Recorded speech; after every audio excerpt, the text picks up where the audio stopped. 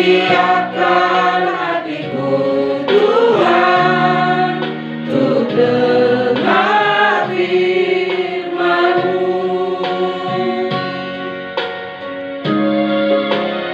Firman-Mu Tuhan tiada berubah. Dahulu, sekarang, selama-lamanya tiada berubah. Firman-Mu Tuhan penolong hidupku. Kusiapkan hatiku Tuhan untuk dengar firman-Mu. Mari kita bersatu dalam doa. Bapa, kami berterima kasih Tuhan untuk malam hari ini. Kami percaya Tuhan hadir di tengah-tengah kami pada malam hari ini. Dan Kau mengurapi setiap kami Tuhan. Juga hamba-Mu yang akan menyampaikan firman Tuhan. Untuk bungkus dengan kuasa-Mu Tuhan. Sehingga apa yang keluar dari mulut bibir hamba-Mu ini adalah menyatakan firman-Mu yang sesungguhnya. Jauhkan kesalahan-kesalahan kata dari mulut bibir hamba-Mu ini Bapak. Terima kasih Bapak, di dalam nama Yesus kami mulai ibadah ini. Kami mulai firman ini. Amin. Shalom. Yes. Mari kita buka 1 Yohanes 4 ayat 8.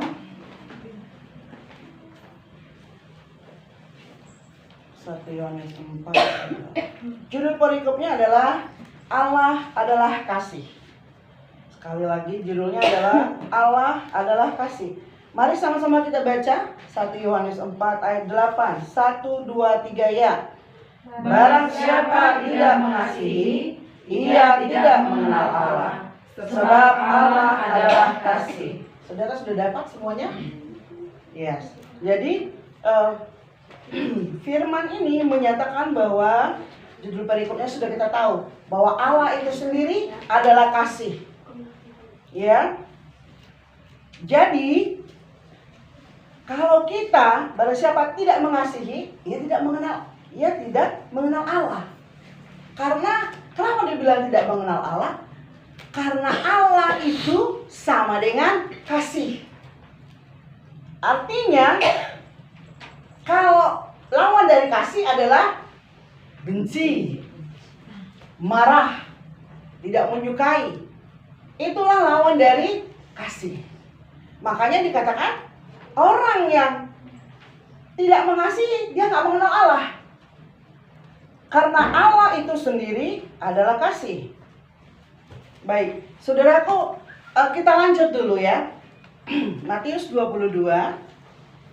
Silakan kita buka Matius 22.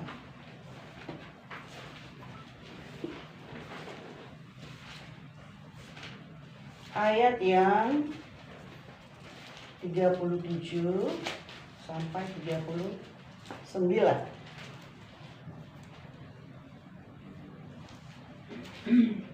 Saya baca 37, kita gantian ya.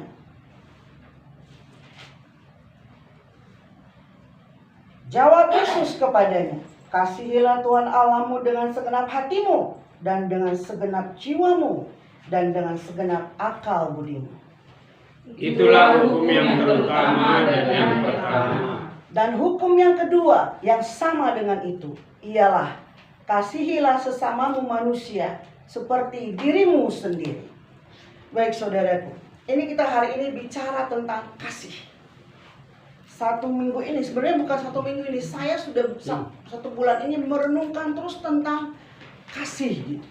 Karena saya sendiri juga terus berjuang untuk bisa mengasihi orang yang menyakiti saya. Terus berjuang untuk cepat mengampuni, seperti itu.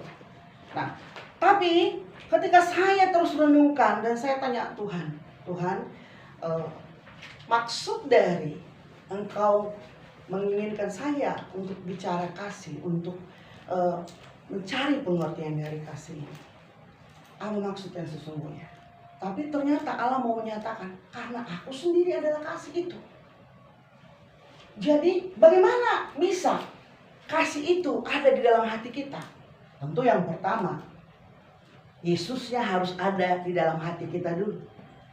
Karena Yesus itu tadi dikatakan kasih ya. Jadi Yesus itu harus ada di dalam hati kita. Bagaimana caranya? Kita sudah awal-awal dibuka ini kita udah belajar tentang itu, yaitu menerima Yesus dalam hati, menyatakan dengan mulut itu, atau sama dengan lahir baru. Saya percaya semua kita di sini sudah melakukannya. Percaya kepada Yesus dan menerima Dia di dalam hati kita. Nah, saudaraku, jadi bagaimana mungkin saya bisa mengasihi orang lain jika saya sendiri pun tidak mengasihi diri saya sendiri? Tadi di Matius 22 ayat berapa tadi, saudaraku? Dikatakan apa? 39. Hukum yang pertama mengasihi Allah dengan segenap hati, ya kan? Dengan segenap jiwa. Hukum yang kedua yaitu kasihlah sama manusia seperti dirimu sendiri. Takarannya adalah diri kita.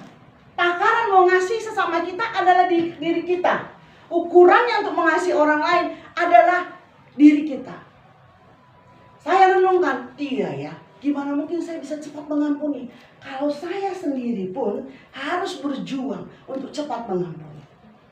Kalau di hati saya ini masih ada kebencian, kalau di hati saya ini masih ada yang namanya iri hati, kalau di dalam saya ini masih ada yang namanya kesombongan, kalau di dalam diri saya ini yang masih namanya cemburu, kalau di dalam diri saya ini masih ada namanya sungut-sungut, itu kan sama dengan tidak mengasihi diri sendiri. Saudara, kalau kita bicara soal mengasihi diri sendiri, kalau kita dengar para medis, ternyata penyakit itu bukan hanya soal makanan yang membuat sakit, tapi yang paling utama, saya juga pernah baca satu buku, yang paling utama adalah di pikiran. Di pikiran kita. Ini yang memproses semua organ tubuh kita. Kalau pernah, saya rasa kita pernah juga, semua pernah mengalami sangat tidak suka dengan orang lain. Ketika berhadapan dengan orang yang tidak kita suka, bagaimana perasaan kita? Bagaimana hati kita? Berdebar-debar, benar. Mau melihat ketemu dia, jantung kita rasanya kencang kali berdetak. Nah, apa yang terjadi kalau jantung kita itu nggak normal bekerja? Tentu sirkulasi darah dalam tubuh kita tidak akan berjalan dengan normal. Karena dia tidak bekerja dengan normal, sehingga terjadilah proses-proses yang tidak diinginkan pada tubuh kita. Bisalah yang terjadi jadinya sakit jantung, bisalah yang namanya hipertensi, bisalah yang namanya asam lambung. Nah, saya dulu mengalami seperti itu sehingga saya sakit. Sehingga saya sakit parah. Menyimpang. Nah, penyakitnya siapa yang buat? Diri sendiri. Makanya takarannya Tuhan bilang apa? Kasihilah dulu dirimu, baru kau kasih orang lain, betul? Ya kan? Bahkan apa lagi? Coba, kalau orang di depan saya kok agak tampil hebat dia, timbul rasa, ada rasa seperti seandainya aku di posisi itu, ya kan? Ada rasa keinginan yang harusnya saya nggak ada di situ dan saya nggak perlu ada di situ. Kalau dia memang posisinya tinggi, ya dia harus di situ, ya kan? Nah, ini proses-proses yang Tuhan kita inginkan supaya kita menerima keberadaan diri kita dulu. Menerima keadaan hati kita dulu. Menerima kita diciptakan Tuhan apa adanya. Seringkali kita tidak menerima, maaf kalau saya sendiri pernah tidak menerima bahwa kok saya makin gendut kali. Saya nggak pede kemana-mana. Pakai baju pun saya merasa, aduh gak ada yang cocok, nggak nyaman. Jadi mau pergi kemana-mana bisa 1 jam pertimbangkan dulu baju apa. Padahal sebenarnya mungkin orang nggak memperhatikan sampai kayak gitu kali. Dan Tuhan nggak lihat itu. Tuhan yang lihat adalah apa? Ayolah, aku adalah kasih, lakukan itu aja gitu ya. Itu udah cukup bagiku. Sebenarnya ketika kita mengetahui bahwa Allah itu adalah kasih, semuanya pasti beres. Pasti beres, tidak ada lagi yang namanya kekacauan. Tidak ada lagi yang namanya tetangga saling menyakiti. Tidak ada lagi yang namanya tetangga saling sindir menyindir. Kalau kita berpikiran juga seperti apa yang Tuhan mau. Kalau kita berpikiran juga seperti apa yang Tuhan rindukan dalam hidup kita. Gambaran hidup kita ini sempurna sebenarnya di mata Tuhan. Mungkin kita juga melihat bahwa orang lain lebih maju dari saya. Saya itu hanya seperti ini. Kita gak menerima keberadaan yang Tuhan kasih dengan apa yang ada pada kita. Iya kan? Tapi saya belajar dari sini. Yang pertama, bagaimana cara kita supaya kita bisa seperti yang dikatakan Tuhan tadi, supaya bisa kita mengasihi orang lain juga. Yang pertama, kita mulai dengan supaya kebencian mulai bergeser. Lambat laun kebencian akan hilang. Pandangan-pandangan dengan diri kita sendiri, penerimaan kepada diri kita sendiri, lambat laun kita jadi menerima seperti Allah menerima kita apa adanya. Yang pertama yaitu merenungkan firman Tuhan.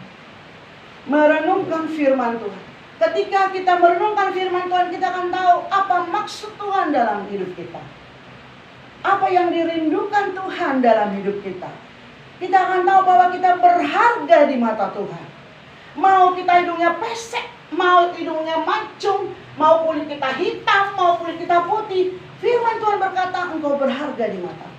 Sehingga kita tahu, oh iya ternyata aku ini sempurna. Sehingga kita bisa menerima diri kita sendiri.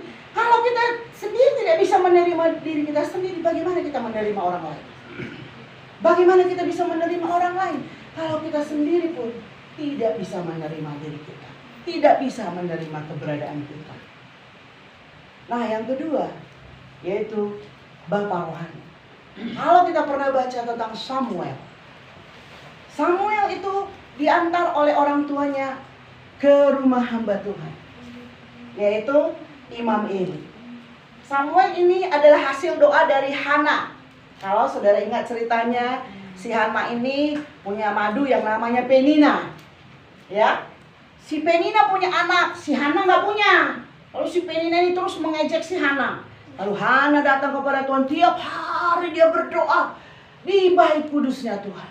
Sambil komat kami meneteskan air mata, saking hatinya yang pedih, sampai dia berkomat kami seperti orang gila. Lalu Imam Eli datang menanyakan apa yang dia pikirkan, apa yang dia ingin doakan. Lalu dia bilang, Bapak, aku ingin punya anak. Dia ceritakan. Lalu dia bilang, dia berjanji, kalau aku punya anak, anak ini akan kupersembahkan kepada Tuhan. Dan ternyata dia diberikan Tuhan anak. Siapa lagi? Itulah namanya Samuel. Makanya dia menyerahkan Samuel. Dan Samuel ini kalau kita tahu adalah menjadi nabi besar di zamannya.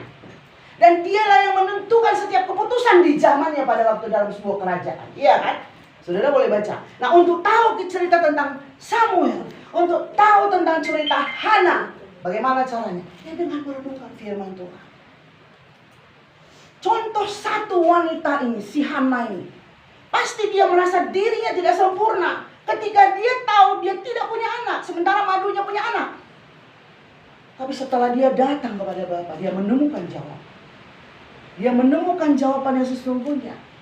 Dan akhirnya Samuel diberikan ke rumah Tuhan. Tapi saudaraku tahu akhirnya Hana punya anak-anak yang lain. Ya, ketika dia persembahkan yang terbaik, buah sulung tahu itu si Samuel, buah sulungnya. Dan akhirnya Hana punya juga adik. Samuel juga punya adik-adik yang lain.